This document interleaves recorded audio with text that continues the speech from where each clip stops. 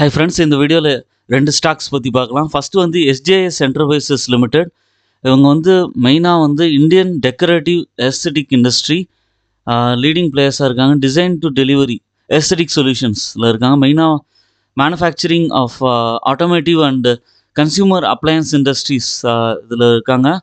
Market capital வந்து 4000 கோடி இருக்குது. கரண்ட் ப்ரைஸ் வந்து 1508 ரூபா. 52 வீக் ஹை ஆனால் 1578 ரூபா பக்கத்தில் இருக்குது. ஸ்டாக்கோட பிஇ 38 இருக்குது. டிவிடெண்ட் ஈல்டாக 0.17% கொடுக்குறாங்க. ரிட்டர்ன் ஆன் ஈக்விட்டி 18.9% இருக்குது. இது ப்ரைஸ் வந்து கொஞ்சம் ஹை வேல்யூவேஷனில் இருக்குது. கொஞ்சம் இறங்குனதுக்கப்புறம் கன்சிடர் பண்ணலாம். மேபி வந்து 1200 1300 அந்த மாதிரி வந்துச்சுன்னா கன்சிடர் பண்ணலாம். Company almost dead free company. இதோட பாசிட்டிவிட்டி. நெகட்டிவ் சைடு வந்து பார்த்திங்கன்னா ப்ரொமோட்டர் ஹோல்டிங் வந்து 21.6% தான் இருக்குது. ப்ரொமோட்டர் ஹோல்டிங் கொஞ்சம் டிக்ரீஸ் ஆகிருக்கு. 28.8% இருக்குது லாஸ்ட் 3 இயர்ஸில். குவார்ட்டர்லி ரிசல்ட்ஸில் சேல்ஸ் வந்து 103 crores-லேருந்து 200 crores பக்கம் இன்க்ரீஸ் ஆகிருக்கு.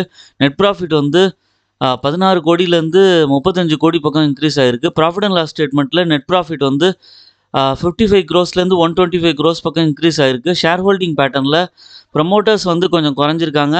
எஃப்ஐஎஸ் வந்து 16% இருக்குது. நம்பர் ஆஃப் ஷேர் ஹோல்டர்ஸ் வந்து ஒரு மாதிரி கன்சிஸ்டண்ட்டாக 65,000 பக்கம் மெயின்டைன் ஆகிட்டுருக்கு, விச் இஸ் குட்.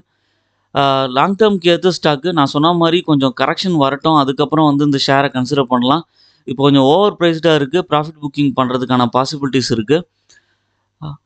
அடுத்ததாக பார்க்குற ஸ்டாக் வந்து சம்வர்தன மதர்சன் இன்டர்நேஷ்னல்.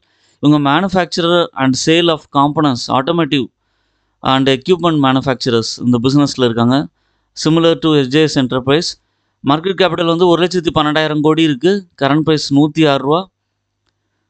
52 வீக் ஹையான 128 ரூபாய்க்கு பக்கத்தில் இருக்குது. ஸ்டாக்கோட பிஇ 33.2. டிவிடெண்ட் ஈல்டாக 0.53% கொடுக்குறாங்க. ரிட்டர்ன் ஆன் ஈக்விட்டி வந்து 12.2% இருக்குது. இதோட ப்ரைஸும் கொஞ்சம் கன்சிஸ்டண்ட்டாக ஏறி இந்த ப்ரைஸில் இருக்குது. இன்னும் கொஞ்சம் கரெக்ஷன் வந்து 100 ரூபீஸ் கீழே வருது அப்படின்னா கொஞ்சம் கன்சிடர் பண்ணலாம். பை அண்ட் டிப் ஸ்ட்ராட்டஜி தான் போத் த ஸ்டாக்ஸுக்கு பெட்டர்.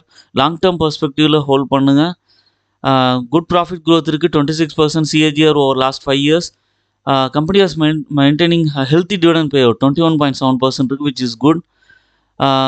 நெகட்டிவ் சைடு பார்த்தீங்கன்னா stock is trading 3.22 times its book value. அப்புறம் low return on equity 10.6% over last 3 years இருக்குது. ப்ரொமோட்டர் ஹோல்டிங்கும் இதில் டிக்ரீஸ் ஆகிருக்கு லாஸ்ட் 3 இயர்ஸில். அதுவும் விச் இஸ் கொஞ்சம் சேடாக விஷயம். குவார்ட்டர்லி ரிசல்ட்ஸில் சேல்ஸ் வந்து 17,000 கோடியிலேருந்து 30,000 கோடி பக்கம் இன்க்ரீஸ் ஆகிருக்கு, விச் இஸ் குட். அதுக்கப்புறம் நெட் ப்ராஃபிட் வந்து 182 கோடியிலேருந்து மல்டிஃபோல்ட் ஆகி 1000 கோடி பக்கம் போயிட்டு இப்போ கொஞ்சம் நெட் ப்ராஃபிட் குறைஞ்சிருக்கு குவார்ட்டர்லி ரிசல்ட்ஸில். ப்ராஃபிட் அண்ட் சேல்ஸில் ப்ராஃபிட் அண்ட் லாஸ் ஸ்டேட்மெண்ட்டில் நெட் ப்ராஃபிட் வந்து 1000 கோடியிலேருந்து 3000 கோடி பக்கம் இன்க்ரீஸ் ஆகிருக்காங்க. நடுவில் 4000 கோடி போனது கொஞ்சம் இறங்கியிருக்கு. ஷேர் ஹோல்டிங் பேட்டர்னில் ப்ரொமோட்டர்ஸ் ஹோல்டிங் கொஞ்சம் குறைஞ்சிருக்கு. எஃப்ஐஎஸ் கிட்டக்க 11% இருக்குது. டிஏஎஸ் கிட்டக்க 20% இருக்குது. நம்பர் ஆஃப் ஷேர் ஹோல்டர்ஸ் வந்து ஓவராலாக வந்து கன்சிஸ்டண்ட்டாக இன்க்ரீஸ் ஆகிருக்காங்க. 10 லட்சம் பேர்லேருந்து 13 லட்சம் பேர் வரைக்கும் இன்க்ரீஸ் ஆகிருக்காங்க. இந்த நான் சொன்ன 2 ஸ்டாக்குமே லாங் டேர்ம்க்கு ஏற்ற ஸ்டாக்கு. கொஞ்சம் கரெக்ஷன்ஸ் வந்ததுக்கப்புறம் வந்து அக்யூமுலேட் பண்ணலாம். உங்களுக்கு வந்து 10 to 15% வரைக்கும் நல்ல ரிட்டர்ன் கிடைக்கும். ஓன் அனாலிசிஸ் பண்ணிட்டு ஷேர்ஸ் பர்ச்சேஸ் பண்ணுங்கள். இப்போ நான் சொன்னது எல்லாமே இன்ஃபர்மேஷன் பர்பஸுக்கு தான். I am not a SEBI registered advisor. அதனால் ஓன் அனாலிசிஸ் பண்ணிவிட்டு அதுக்கப்புறம் இன்வெஸ்ட் பண்ணுங்கள். என்னோடய சேனலை சப்ஸ்கிரைப் பண்ணுங்கள், லைக் பண்ணுங்கள். எல்லா வீடியோஸும் தொடர்ந்து பாருங்கள். உங்களோட இன்வெஸ்ட்மெண்ட் ஜர்னியை தொடர்ந்து கன்டினியூ பண்ணுங்கள்.